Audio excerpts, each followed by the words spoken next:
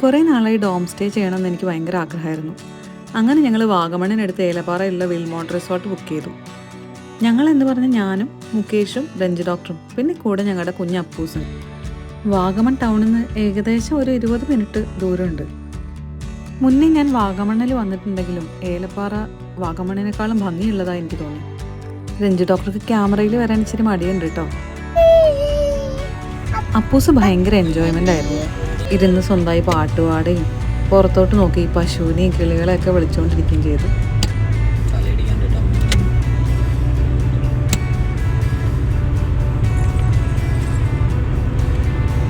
കുറച്ചു നേരം കഴിഞ്ഞതും നല്ല മഴയെത്തി. ഇൻസ്റ്റഗ്രാമിൽ മാത്രം കണ്ട് പരിചയമുള്ള ഈ ഡോം നേരിട്ട് എക്സ്പീരിയൻസ് ചെയ്യാനുള്ള എക്സൈറ്റ്മെൻറ്റിലായിരുന്നു ഞങ്ങളെല്ലാവരും. അങ്ങനെ മണിക്കൂറുകൾ നീണ്ട യാത്രക്കൊടുവിൽ ഞങ്ങൾ റിസോർട്ടിൻ്റെ വഴിയിലേക്ക് എത്തി. നല്ല കാലാവസ്ഥയും നല്ല മ്യൂസിക്കും കൂട്ടിന് കട്ടൻ ചായയും.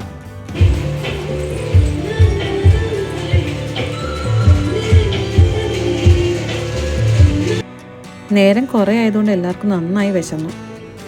അതുകൊണ്ട് ആ പരിപാടി ആദ്യം അങ്ങ് തുടങ്ങി. നേരം വൈകുന്നേരം കോട ഇറങ്ങുന്നുണ്ടായിരുന്നു. വൈകുന്നേരം അവിടെ നിന്ന് ഒരു ചെറിയ ട്രക്കിംഗ് ഉണ്ടെന്ന് പറഞ്ഞപ്പോൾ അത് സ്നേഹപൂർവ്വം നിരസിച്ച് ഞങ്ങൾ ചെല്ലിയാനിരുന്നു. പണ്ട് ചിത്രങ്ങളിലൊക്കെ കണ്ട ഇഗ്ലൂ പോലെ ഇരിക്കുന്ന വലിയ വലിയ കൂടാരങ്ങൾ, ചുറ്റിൽ ഏലത്തോട്ടം. ഏറ്റവും അവസാനത്തെ ഡോമായിരുന്നു ഞങ്ങളുടേത്. അതുകൊണ്ട് തന്നെ നല്ല വ്യൂ ഉണ്ടായിരുന്നു. വിൽമൗണ്ട് എന്നാണ് ഈ റിസോർട്ടിൻ്റെ പേര്. ഓരോ ഡോമും നല്ല സ്പേഷ്യസ് ആണ്.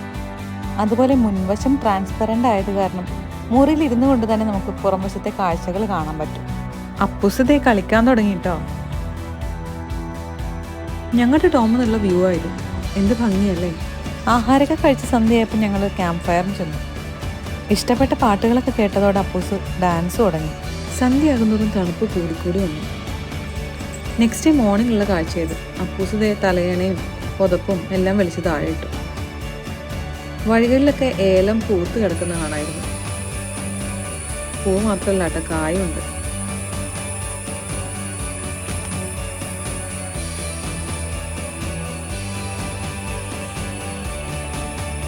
ബ്രേക്ക്ഫാസ്റ്റ് ബുഫേ ക്ലോസ് ചെയ്യാറായി അറിഞ്ഞോടെ ഞങ്ങൾ 3 പേരും അപ്പൂസിനെയും കൊണ്ട് അങ്ങോട്ട് ചെന്നു. ബ്രേക്ക്ഫാസ്റ്റ് ബുഫേ കോംപ്ലിമെൻ്ററി ആണ് കേട്ടോ.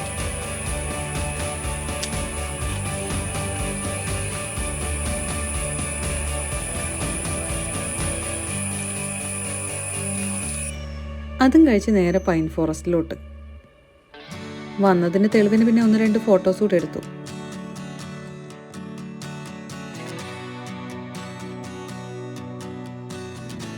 തിരിച്ചിറങ്ങിയപ്പോഴേക്കും നല്ല കോട ഇറങ്ങുന്നുണ്ടായിരുന്നു. അങ്ങനെ ഞങ്ങൾ എല്ലാവരും വഴിയരികിൽ നിർത്തി ഓരോ കട്ടൻ ചായ കുടിച്ചു. അങ്ങനെ ട്രിപ്പ് കഴിഞ്ഞ് ഞങ്ങൾ നേരെ വീട്ടിലോട്ട് വിട്ടു. അപ്പോൾ താങ്ക്സ് ഫോർ വാച്ചിങ്. അടുത്ത വീഡിയോയിൽ കാണാം.